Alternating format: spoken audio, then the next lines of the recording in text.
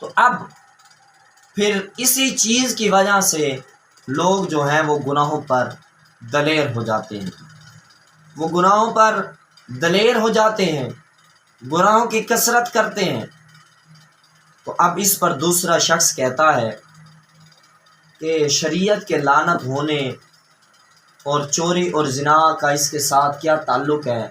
میں آپ کی یہ گفتگو نہیں سمجھا کہ آپ کا اس سے مقصود کیا ہے۔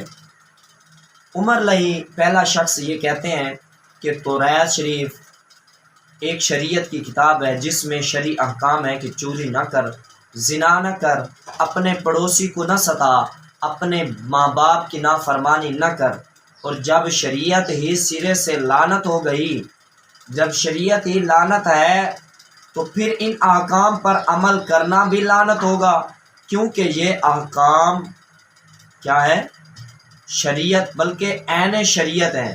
اگر پولس رسول کا قول صحیح ہو تو پھر عیسائیوں کو زنا، چوری وغیرہ جرائم پر بھی عمل کرنا چاہیے۔ اگر وہ ہماری طرح ان چیزوں سے پرہیز کرتے ہیں تو گویا وہ شریعت پر عمل کرتے ہیں، جو ایک لعنت ہے۔ نتیجہ یہ نکلا کہ چوری، زنا وغیرہ سے اعتراض کرنے والے عیسائی سب ملعون ہیں، کیونکہ وہ شریعت پر عمل کرتے ہیں۔ تو وہ سب ملعون ہوئے۔ معاذ سبحان اللہ، آپ مجھ سے وہی اعتراض سمجھنا چاہتے ہیں جو خود میں عیسائیوں پر پیش کیا کرتا ہوں۔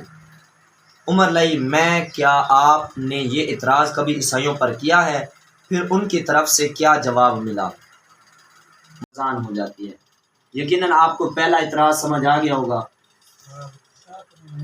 تو اب یہ تمام گفتگو از بلا جو عیسائی لڑکی تھی، الہیات کا درس حاصل کیا کرتی تھی، وہ بڑے غور سے، اس کی سہیلیاں بھی بڑے غور سے سن رہی تھیں کہ شریعت لعنت ہے۔ پولس رسول آ کر ہمیں اس لعنت سے چھٹکارا دیا۔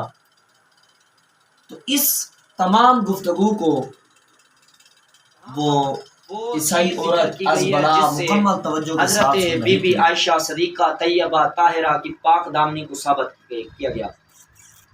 اس کے بعد حضور پرنور صلی اللہ تعالیٰ علیہ وآلہ وسلم نے ایک دن منبر پر کھڑے ہو کر فرمایا، مسلمانوں سے فرمایا کہ اس شخص کی طرف سے مجھے کون معذور سمجھے گا یا میری مدد کرے گا جس نے میری بیوی پر بہتان تراشی کر کے میری دل آزاری کی ہے۔ واللہ ما علمت علی اہلی الا خیرا، واللہ ما علمت علی، واللہ ما علمت علی اہلی الا خیرا، اللہ کی قسم میں اپنے گھر والوں کو اس سے زیادہ نہیں جانتا کہ وہ خیر ہی ہیں۔ خدا کی قسم میں اپنی بیوی کو ہر طرح کی اچھی ہی جانتا ہوں۔ وَلَقَدْ ذَكَرُوا رَجُلًا مَا عَلِمْتُ عَلَيْهِ إِلَّا خَيْرًا، وَلَقَدْ اور تحقیق ضرور ذکر کرو اس مرد کو جو جانتا ہو اس میں خیر۔ اور ان لوگوں منافقوں نے اس بہتان میں ایک ایسے مرد صفوان بن معطل کا ذکر کیا ہے جس کو میں بالکل اچھا ہی جانتا ہوں۔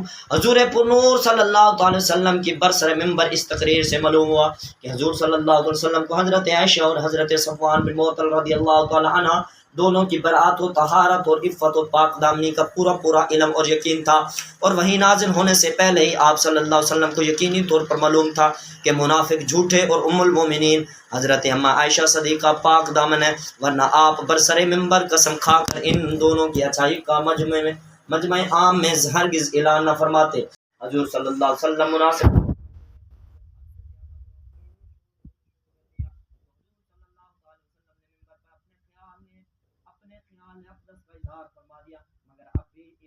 عام کے لیے آپ کو وحی الہی کا انتظار تھا۔ ابھی توجہ کیجیے گا، میں آپ کو بتاؤں گا، توجہ کیجیے گا، آیات نازل ہوں گی، تھوڑا سا 2-4 منٹ انتظار فرما لیجیے۔ اللہ اکبر، میں قربان جاؤں۔ یہ پہلے تحریر کیا جا چکا ہے کہ ام المومنین حضرت عائشہ صدیقہ طیبہ طاہرہ سفر سے آتے ہی بیمار ہو کر صاحب فراش ہو گئی تھی، اس لیے وہ اس بہتان کے طوفان سے بالکل ہی بے خبر تھے۔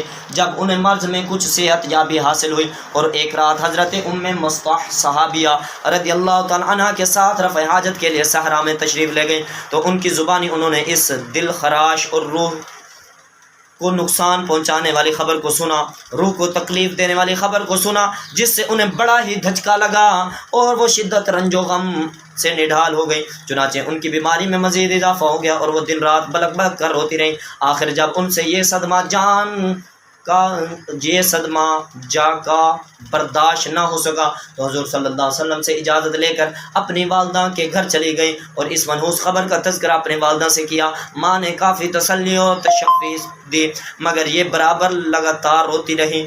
اسی حالت میں ناگہاں حضور صلی اللہ علیہ وسلم حضور صلی اللہ علیہ وسلم تشریف لائے اور فرمایا کہ اے عائشہ رضی اللہ تعالیٰ عنہ، تمہارے بارے میں ایسی ایسی خبر اڑائی گئی ہے، اگر تم پاک دامن ہو اور یہ خبر جھوٹی ہے تو عنقریب اللہ تعالیٰ تمہاری برات میں وحی الہی نازل فرما دے گا۔